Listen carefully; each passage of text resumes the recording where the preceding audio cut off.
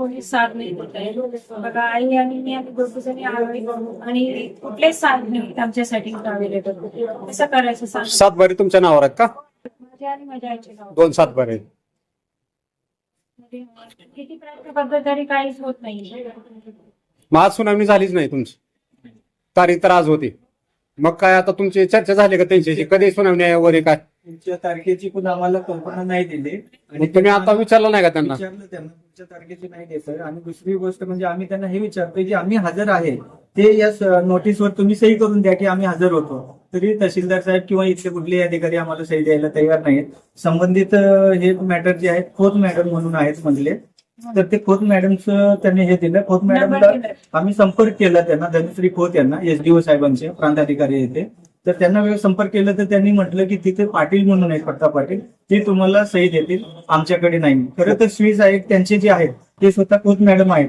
त्यांनी हे सुनावणीला हजर गैरहजर याची उपस्थिती त्यांनी घेणं हे पण गरजेचं होतं. मग पाटील साहेबांची भेट घेतली का तुम्ही? पाटील साहेब नाहीयेत सध्या, दप्तरी पाटील साहेब नाहीयेत. आम्ही जवळपास 1.5 तासापासून त्यांच्यासाठी थांबलोय. आज सुनावणी आहे ना, हजर असायला पाहिजे होतं, गैरहजर आहेत सगळे. काय भानगड नेमकं? सगळे गैरहजर, सगळं सावळा गोंधळ आहे. आणि याच्या आधीच्या ज्या नोटिसा काढून त्यांनी जे हे प्रकरण सुनावण्या घेतले, आमचं म्हणणं आहे की ते मोगम नोटिसा त्यांनी आमच्या परस्परच काढल्या, आमच्या परस्पर सुनावणी घेतली असं दाखवलं आणि आम्हाला गैरहजर दाखवले असं आमचे आरोप आहे.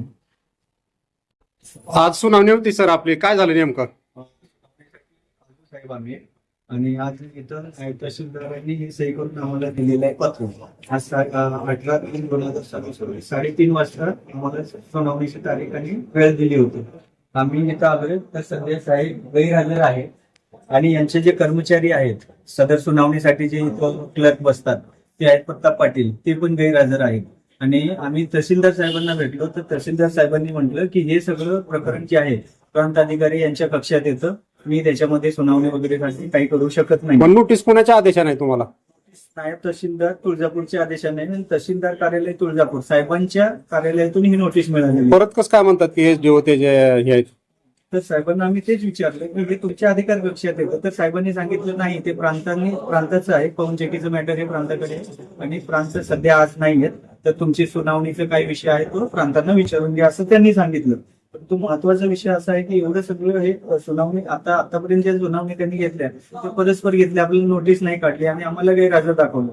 आज आम्ही स्वतः नोटीस घेऊन हजर आहोत तर ते स्वतः गैरहजर आहे. म्हणजे प्रकरण असं आहे की चुकून जर आम्ही आलो नसतो तर आम्हाला आजच्या सुनावणीशी ते स्वतः गैरहजर राहून आम्हाला गैरहजर टाकून ते प्रकरण निकाली काढले असते त्यांनी.